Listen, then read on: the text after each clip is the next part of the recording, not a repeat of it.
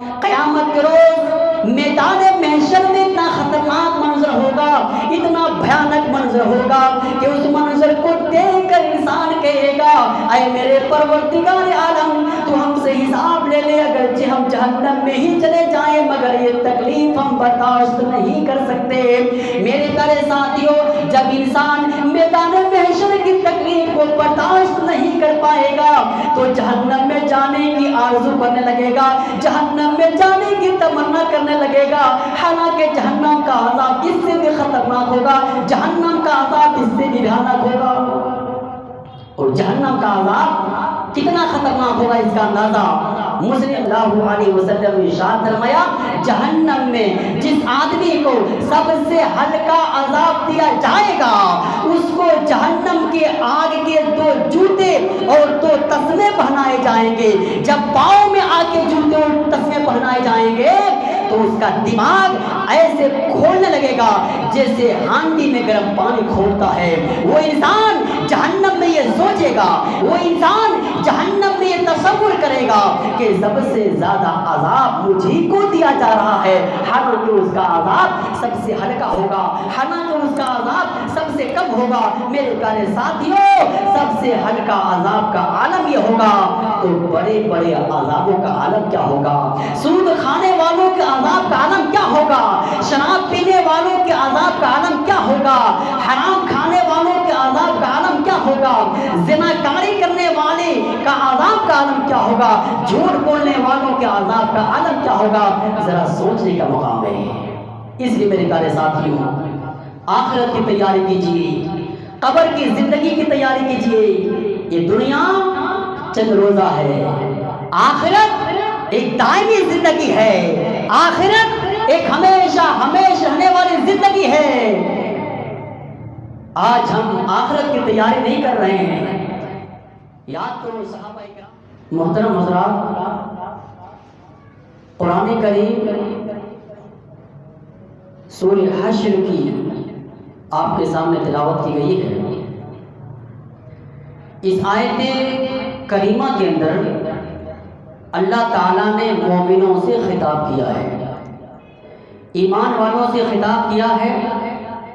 فرمایا یا ایھا الذین آمنوا اتقوا اللہ، اے ایمان والو ڈرو اللہ سبحانہ و تعالیٰ سے، اور آنے والے کل کے بارے میں، کل کے لیے تم نے کیا تیاری کی ہے اس کا تم خود محاسبہ کرو، اس کے بارے میں تم غور و فکر کرو۔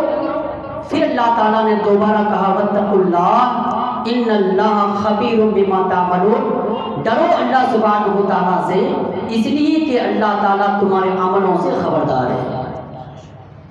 میرے اسلامی بھائیوں، اس آیت مبارکہ کے اندر اللہ سبحانہ و تعالیٰ نے مومنوں کو خطاب کر کے کہا ہے کہ اے مومنوں تم آخرت کی تیاری کرو، اس آخرت کی تیاری کرو جس آخرت کے بارے میں امام کائنات جناب محمد رسول اللہ نے ارشاد فرمایا۔ اللہ کے نبی فرماتے ہیں کہ جب میدان محشر برپا ہوگا، ساری کائنات کے انسان اللہ سبحانہ و تعالیٰ کے سامنے کھڑے ہوں گے، مادر ذات ننگے کھڑے ہوں گے، کسی کے جسم پر کوئی کپڑا نہیں ہوگا۔ بخاری شریف کی حدیث ہے، حضرت عائشہ نے پوچھا اللہ کے نبی مرد بھی ہوں گے عورتیں بھی ہوں گی؟ آپ نے فرمایا ہاں یہ عائشہ مرد بھی ہوں گے عورتیں بھی ہوں گی۔ حضرت عائشہ نے پھر پوچھا اللہ کے نبی عورتیں شرم کے مارے مر جائیں گی، مرد بھی ہوں گے عورتیں بھی ہوں گی، کسی کے جسم پر کپڑا نہیں ہوگا؟ اللہ کے نبی عورتیں شرم کے مارے مر جائیں گی جب مرد ان کی طرف دیکھیں گے۔ امام کائنات جناب محمد رسول اللہ نے جواب میں ارشاد فرمایا یا عائشہ الامر اشد من ان ينظر بعضهم لبعض، یہ عائشہ معاملہ کہیں اس سے بھی زیادہ خطرناک ہوگا، معاملہ کہیں اس سے بھی زیادہ بھیانک ہوگا، کسی کو کسی کی طرف دیکھنے کی ہمت نہیں ہوگی، نفسی نفسی کا عالم ہوگا، بڑی بے چینی کا وقت ہوگا، सूरज सिर्फ 1 मील के फासले पर आ जाएगा। आज सूरज जमीन से लाखों करोड़ों मील के फासले पर है, इसके बावजूद जब हमें गर्मी बर्दाश्त नहीं होती है तो हम और आप पंखे का इस्तेमाल करते हैं, हम और आप एसी का इस्तेमाल करते हैं, हम और आप कूलर का इस्तेमाल करते हैं। मेरे प्यारे साथियों, उस दिन की गर्मी का आलम क्या होगा जिस दिन सूरज सिर्फ 1 मील के फासले पर आ जाएगा।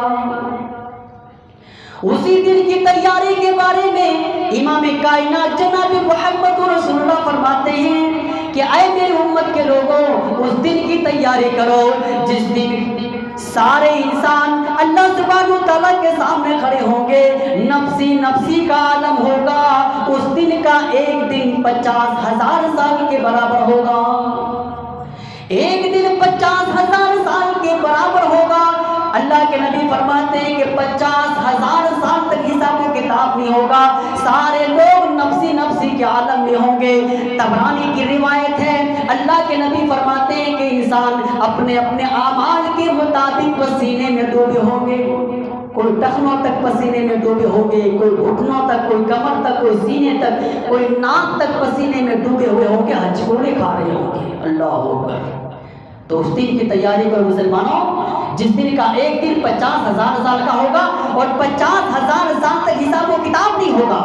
सारे लोग, सारी उम्मत के लोग हजरत आदम के पास आएंगे। बड़ी मशहूर हदीस है, आदम के पास आएंगे, कहेंगे ए आदम, आप हम सब के बाप हैं, आपको अल्लाह ताला ने अपने हाथ से पैदा किया है और फरिश्तों ने अल्लाह के हुक्म से आपके सामने सजदा किया है। आप अपने रब के यहाँ शिफाअत करें। क्या आप हम लोगों की हालत नहीं देख रहे हैं? हजरत आदम शिफाअत करने से इनकार कर देंगे। हजरत आदम कहेंगे नफ्सी नफ्सी, आज तो मुझे ही अपनी जान की फिक्र है, तुम लोग एक काम करो, मेरे अलावा किसी और के पास चले जाओ और मेरी राय ये है, मेरा मशवरा ये है कि तुम लोग हजरत नूह के पास चले जाओ। सारे लोग हजरत नूह के पास जाएंगे, वो भी इनकार कर देंगे। इब्राहिम के पास जाएंगे, वो भी सिफारिश करने से इनकार कर देंगे। मूसा अलैहिस्सलाम के पास जाएंगे, वो भी इनकार कर देंगे। ईसा के पास जाएंगे, वो भी इनकार कर देंगे।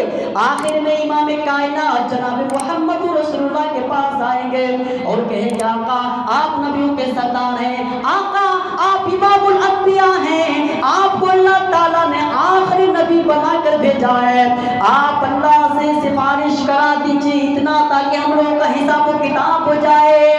मेरे इस्लामी भाइयों, तबरानी की सही रिवायत है, अल्लाह के नबी फरमाते हैं कि उस दिन का एक दिन 50,000 साल का होगा। इंसान नफ्सी नफ्सी के आलम में होंगे। इंसान कहेगा ऐ मेरे परवरदिगार आलम, तू हमसे हिसाब ले ले, हिसाब ले ले, अगर हम जहन्नम में ही चले जाएं। अल्लाह अकबर। जबकि जहन्नम का अज़ाब, जबकि जहन्नम का अज़ाब तो अलग है मुसलमानों। क़यामत के रोज़ मैदान महशर में इतना खतरनाक मंजर होगा, इतना भयानक मंजर होगा कि उस मंजर को देखकर इंसान कहेगा ऐ मेरे परवरदिगार आलम, तू हमसे हिसाब ले ले, अगर हम जहन्नम में ही चले जाएं, मगर ये तकलीफ हम बर्दाश्त नहीं कर सकते। मेरे प्यारे साथियों, जब इंसान मैदान महशर की तकलीफ को बर्दाश्त नहीं कर पाएगा तो जहन्नम में जाने की आरज़ू करने लगेगा, जहन्नम में जाने की तमन्ना करने लगेगा। हालांकि जहन्नम का अज़ाब इससे भी खतरनाक होगा, जहन्नम का अज़ाब इससे भी भयानक होगा। और जहन्नम का अज़ाब कितना खतरनाक होगा इसका अंदाजा मुस्लिम शरीफ किताबुल ईमान की इस रिवायत से आप लगाइए। मुस्लिम शरीफ किताबुल ईमान की रिवायत है, रावी हदीस हज़रत नुमान बिन बशीर रज़ियल्लाहु तआला अन्हु हैं। वो बयान करते हैं कि अल्लाह के रसूल जनाब मुहम्मद रसूलुल्लाह सल्लल्लाहु अलैहि वसल्लम ने इरशाद फरमाया, जहन्नम में जिस आदमी को सबसे हल्का अज़ाब दिया जाएगा उसको जहन्नम के आग के 2 जूते और 2 तस्मे पहनाए जाएंगे। जब पाँव में आके जूते और तस्मे पहनाए जाएंगे तो उसका दिमाग ऐसे खोलने लगेगा जैसे हांडी में गर्म पानी खोलता है। वो इंसान जहन्नम में ये सोचेगा, वो इंसान जहन्नम में ये تصور کرے گا کہ सबसे ज़्यादा अजाब मुझी को दिया जा रहा है, हालांकि उसका अजाब सबसे हल्का होगा, हालांकि उसका अजाब सबसे कम होगा। मेरे प्यारे साथियों, सबसे हल्का अजाब का आलम ये होगा तो बड़े बड़े अजाबों का आलम क्या होगा? सूद खाने वालों के अजाब का आलम क्या होगा? शराब पीने वालों के अजाब का आलम क्या होगा? हराम खाने वालों के अजाब का आलम क्या होगा? ज़िनाकारी करने वाले का अजाब का आलम क्या होगा? झूठ बोलने वालों के अजाब का आलम क्या होगा? जरा सोचने का मुकाम है। इसलिए मेरे प्यारे साथियों, आखिरत की तैयारी कीजिए, कब्र की जिंदगी की तैयारी कीजिए। ये दुनिया चंद रोजा है, आखिरत एक दायमी जिंदगी है, आखिरत एक हमेशा हमेशा रहने वाली जिंदगी है। आज हम आखिरत की तैयारी नहीं कर रहे हैं। याद करो सहाबा इकराम को कि वो किस तरह आखिरत की तैयारी क्या करते थे, किस तरह आखिरत की तैयारी क्या करते थे। तिरमिज़ी शरीफ की हदीस है, हज़रत अबू हुरैरा रज़ियल्लाहु तआला अन्हु को याद करो मुसलमानों, जब इंतकाल का वक्त करीब आया तो ज़ारो क़ितार रो रहे थे, बहुत ज़्यादा रो रहे थे। सहाबा इकराम ने पूछा, ए अबू हुरैरा आप क्यों रो रहे हैं? आप तो नबी की अहादीस को सबसे ज़्यादा बयान करने वाले सहाबी हैं, आप तो नबी के पीछे नमाज पढ़ने वाले सहाबी हैं, आप तो नबी की सोहबत में हमेशा रहने वाले सहाबी हैं, आप क्यों रो रहे हैं? आपकी आंखों में आंसू क्यों हैं? हजरत अबू हुरैरा ने जवाब दिया, अरे मेरे साथियों, शायद तुम लोग ये सोच रहे होंगे कि अबू हुरैरा दुनिया से जा रहा है, दुनिया को छोड़ रहा है, इसलिए दुनिया के छोड़ने के गम में रो रहा है। अरे मेरे साथियों, हालांकि ऐसी बात नहीं है, मैं दुनिया के छोड़ने के गम में नहीं रो रहा हूँ, बल्कि मैं रो तो इसलिए रहा हूँ कि मैं अभी एक लंबे सफर पर रवाना होने वाला हूँ और मेरे पास सफर का खर्च बहुत कम है और मुझे मालूम नहीं है कि मैं जन्नत में जाऊँ या जहन्नम में जाऊँ। अल्लाह अकबर। ये सहाबा इकराम का।